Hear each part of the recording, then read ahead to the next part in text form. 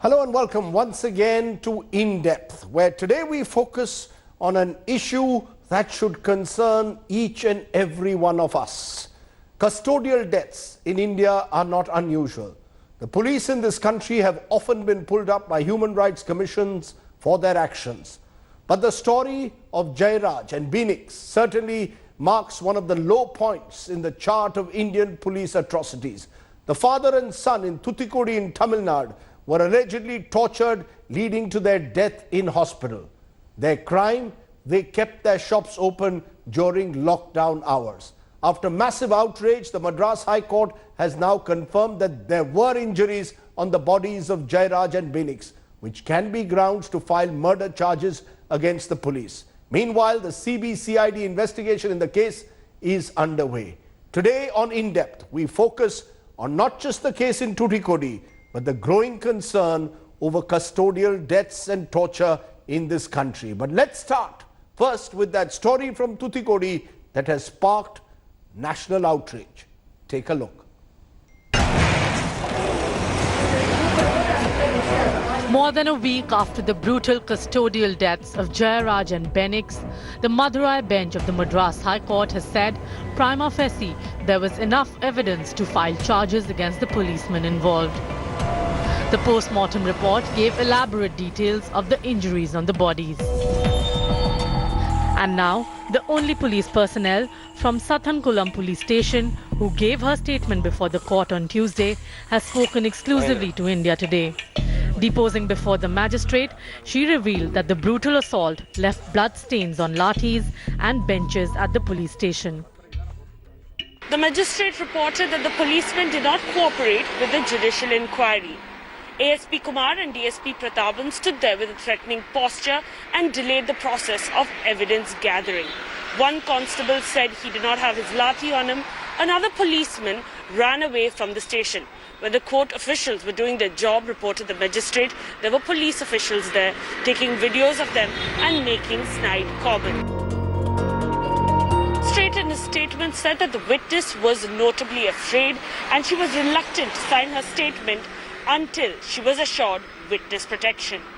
June 19th என்ன நடந்தது ma'am ஸ்டேஷன்ல June 19th வந்து மேடம் நான் வந்து எதனாலும் வந்து கோர்ட்ல வந்து சொல்றேன். India Today accessed the CCTV footage of 19th and 20th June from outside Jayaraj's mobile store. Contradictory to police version, there was no altercation with the police as Jayaraj went with the cops without any protest. And his son Benix followed him on a bike. Criminal contempt proceedings have been initiated against the ASP, the DSP and a constable Maharajan. While Maharajan has been suspended, the other two were waitlisted. Within 24 hours of the contempt proceedings, the Home Department issued transfer orders for ASP and DSP. Kumar is now posted to Nilgiris, while Prathapan is now posted to Pudukottai. The Madurai bench took suo motu note of the custodial deaths and filed criminal contempt petitions against 3 police officials of the Sathankulam station in Tuticorin.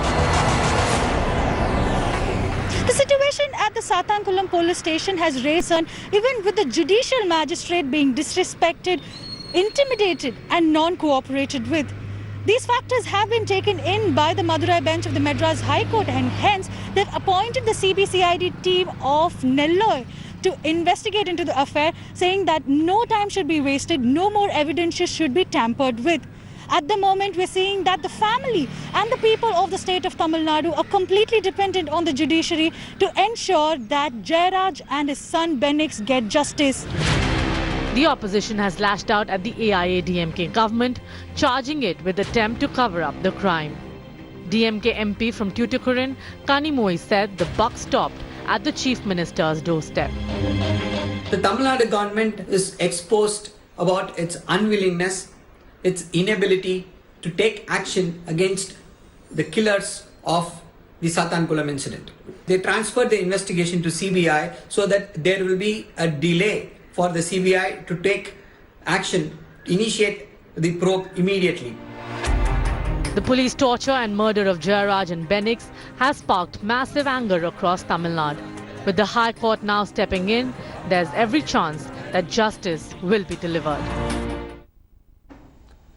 Now, despite the massive anger that has followed Jayaraj and Beniks' case in Tamil Nadu, there are many more disturbing cases of alleged police brutality in Tamil Nadu itself that have surfaced in the past few days, suggesting that this case was not an isolated one. Let's take a look. And let's first go across to actor turned politician from Tamil Nadu who's decided to take the case of Jayaraj and Beniks to the Madras High Court. Joining me now, Kamal Haasan, the actor politician, joined me. Appreciate your joining us, Kamal Haasan. The incident of Beniks and Jayaraj in Tuticorin is triggering a widespread outrage across the country. Many are calling it possibly India's George Floyd case, a case where again the police have been seen to respond in an excessive manner and target innocent citizens. Tell us, has the manner in which this Tuticorin incident played out, Mr. Kamal Haasan, has it shaken Tamil Nadu society? If so, what is it about this specific incident that sparked off such anger? Because this is not the first time a custodial death is happening in Tamil Nadu.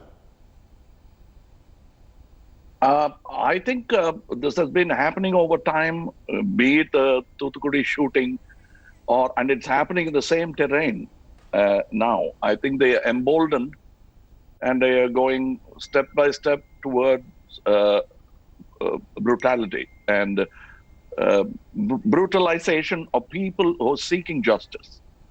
But the question is, you know, the kind of outrage that this incident has sparked off, do you see this becoming a movement that will push for police reforms? I know that you are now planning to go to the court on it. We saw some traces of this kind of popular public protests in Tamil Nadu during the Jallikattu agitation a few years ago. People coming out in thousands. Now in Corona times, you don't see that happening, but this is an election year. Will this, therefore, whatever happens now in Tamil Nadu, lead to a movement? Will it be seen through the prism of politics now? Well, shame on the people if they don't move now. I'm trying to insinuate them into seeking justice because these are important moments. These are watershed moments in our history, in our political history. Political history does not just comprise of two parties tugging afar. No, this also involves people, and this should become a people's movement, and we are willing to join whatever position they give us in the agitation, because it must become a people's movement. It's equally or even more important than the Jallikattu protest. It is directly connected to human rights and the political atmosphere and how law should behave. You know, you have mentioned you will take this to the courts, as I said earlier. What are you looking for specifically? Are you looking for justice in this case of Jayaraj and Beniks? Are you saying that you want the entire issue of wider police reforms and custodial deaths to be taken, possibly even to the highest court in this country, to ensure that police reforms are actually enacted on the ground, Mr. Kamal Haasan? We are very, very insistent that it should be a police reform, because there are all facilities that the Honorable Supreme Court has given us. The handle is neglected by successive government, both DMK and ADMK. And now is the time to use the opportunity given by the Supreme Court to implement a law which will stop these kind of custody deaths in future, at least. It is important that the two who died must get justice. They are my family. So I will seek for their justice as well. Where is the other package? But on a larger perspective, I think we should look at reforms. Even the police, the honest ones, will all want that, because they can breathe a sigh of relief and be honest in their profession. Okay, we'll have more, of course, with Mr. Kamal Haasan in our later bulletins. Appreciate your joining us here on In Depth. Remember, the National Human Rights Commission has issued a notice to the concerned authorities in Tamil Nadu Police Department seeking a report in the Jayaraj and Beniks case within 6 weeks' time. But police violence is both widespread and routine in India. According to a recent report by a rights group, 1,700 people died in police custody in the country in 2019. That amounts to 5 custodial deaths a day. But rarely are the offenders held accountable or punished. The custodial death of father-son duo in Tamil Nadu has created a massive outrage, with people cutting across all sections of society voicing their anger and demanding justice.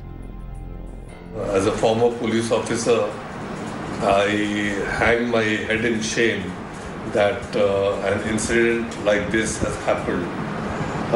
It is an act which is most reprehensible. It is an act which is most indefensible. And every police officer, every policeman of the country should be ashamed of what has happened. The system has to be fixed to say that, okay, what is wrong no matter who does it. It could be a police officer, it could be a minister, it could be a common person. The law has to be more strict, saying that, yes, if this is murder, then this is the justice that's going to be, carried out. And this noise that I would like to make is one regarding the number of people who need to be punished in this regard, which actually totals to around 25 to 30, Akshita, which includes the cops who beat them up, which are around 17 to 18 cops beat them up, along with a group called Friends of the Police, which is a community service thing that the public themselves do. But once they don the uniform, they think they're cops as well. So they've done exactly what the other cops did. The doctors who have let this pass, the magistrate who's let this pass, the sub-jail, the policemen in the sub-jail who allowed a completely mangled couple of people to enter the jail without checking them physically to see if they were fit to be thrown into jail in the first place. While the Jayaraj and Beniks case has brought the spotlight on the matter now, police violence in India is both widespread and routine. According to a report released by a rights group, National Campaign Against Torture, or NCAT, a total of 1,731 people died in custody in India during 2019. Timed with the International Day in support of victims of torture, India Annual Report on Torture 2019 said that while 1,606 of the deaths happened in judicial custody, another 125 took place in police custody. Out of the 125 deaths in police custody, Uttar Pradesh topped the list with 14 deaths, followed by Tamil Nadu and Punjab with 11 deaths each, and Bihar with 10 deaths, said the report published by the National Campaign Against Torture. The NCAT report goes on to mention that out of the 125 deaths in police custody, 93 persons died due to alleged torture or foul play, while 24 died under suspicious circumstances in which the police cited suicide, illness and injuries. The reasons for the custodial death of 5 others were listed as unknown. Meanwhile, in Jammu and Kashmir, the former state known for police and army excesses and underreporting of cases, out of the 108 cases of human rights violation reported between 2008 and April 2019, only 9 were of custodial killings. For long, there has been a clamor for extensive reforms in the way police are trained and how the various forces function across the country. From time to time, the courts too have come down hard and laid guidelines and strictures to rein in police excesses. There are already far too many instructions, far too many Supreme Court guidelines, High Court guidelines on how anyone who is brought to the police station has to be treated. He has to be allowed access to legal help. His next of kin has to be informed immediately. He should be allowed to use the telephone and so on and so forth. There are any number of steps which are repeated to every policeman again and again, and they are well aware of it. While now there are ever-increasing calls for a fair probe, data over the years show that between 2001 and 2018, only 26 policemen were convicted of custodial violence, despite 1,727 such deaths being recorded in the country for the period. As most such deaths were attributed to reasons other than custodial torture, only a few led to convictions. So that really tells you how across the country custodial deaths and torture remain a major concern. When we return, we're going to go to the person who kicked off and triggered off the wider debate over police reforms, former DG of Police Prakash Singh. The question is, why has the Prakash Singh report still not been implemented despite being passed by the Supreme Court? We'll raise that question with him. But a case in Tamil Nadu in Tuticorin has once again focused national attention on police torture and custodial deaths that really remain a blot on our criminal justice system and indeed raise the vital issue of the need for police reforms. Joining me now is Prakash Singh, the former DG of Police, whose report before the Supreme Court should have been the basis for police reform. What is it, Prakash Singh, more than a decade now since your report was actually accepted by the court, lies with the Home Ministry, several governments have passed, but no one wants to implement police reform. Is that the real issue when you hear of custodial deaths and torture, that police reform has not been implemented in this country? Actually, Rajdeep, it is 14 years. 2006 was the judgment. That's right. And since then we have been struggling to get the reforms implemented, and the Supreme Court has also been monitoring the implementation of its directions. But the states are not serious about implementing the reforms for the simple reason that they wish to retain their stranglehold over the police. And unfortunately, the Supreme Court has not shown the kind of toughness, or shall I say, they have not wielded the whip which they should have done by now, because 14 years is too long a time for any set of directions to be implemented. Why do you think that state governments and the center have been reluctant? What is it about police reforms that they fear? Is it that your report essentially calls for giving the police leadership greater autonomy from political interference that they are unwilling to accept? It's not only a question of giving autonomy to the police leadership. In fact, police officers on operational duties across the board, they will have functional autonomy and they would be insulated from outside pressures. That was the objective of the Supreme Court directions. And for this purpose, they had ordered the setting up of certain institutions like the State Security Commission, like the Complaints Authority, like the Police Establishment Board. These institutions were to be put in place.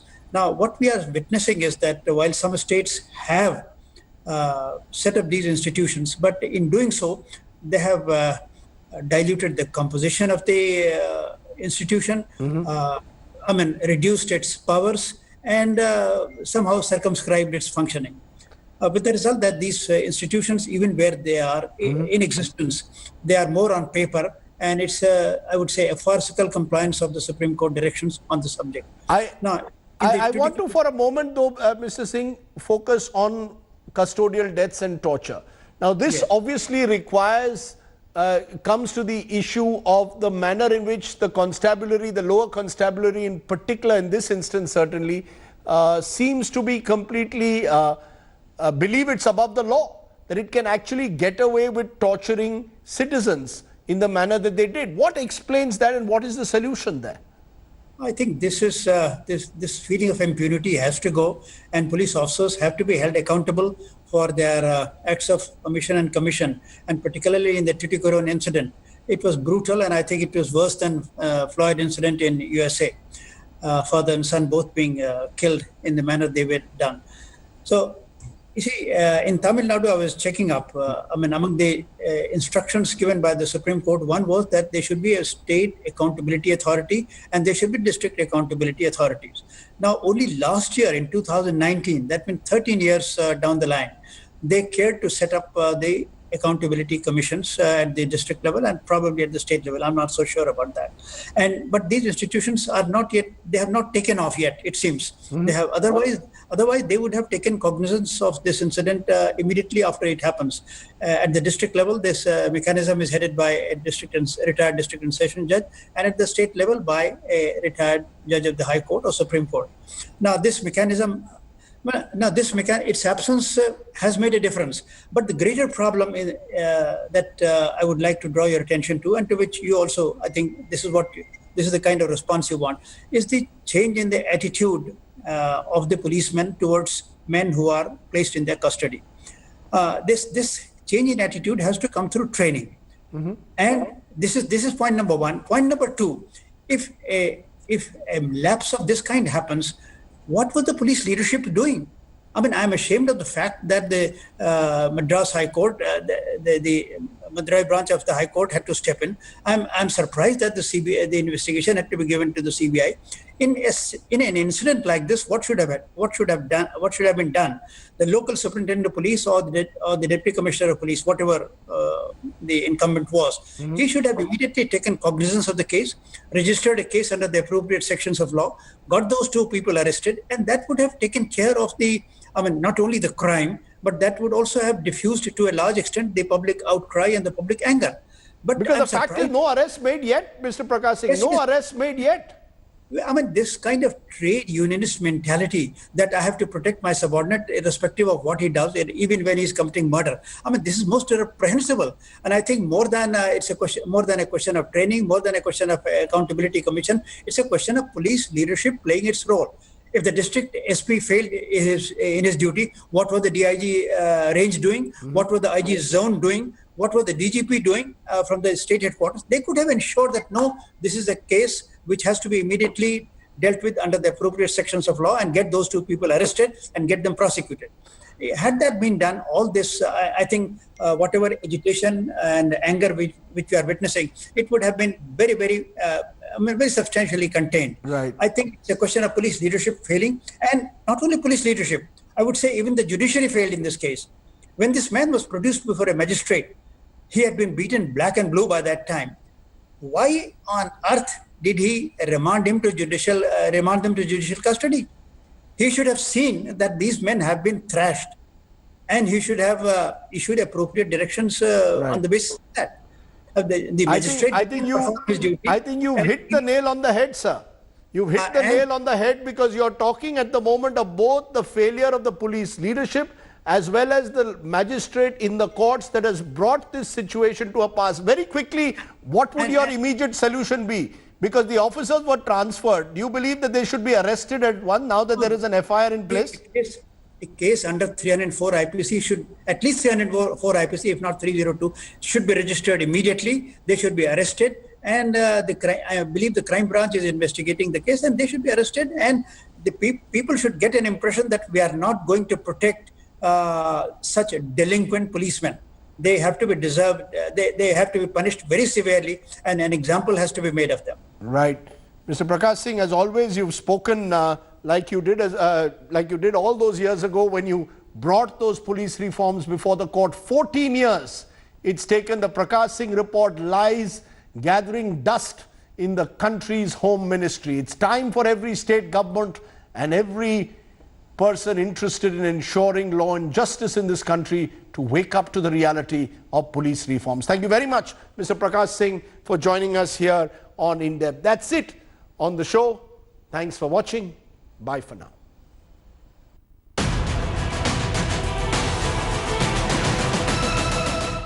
Hello everyone, this is Rahul Kamal here. Hope you enjoyed this video. For the latest news and analysis, like and subscribe the India Today YouTube channel, and don't forget to press the bell icon to stay updated.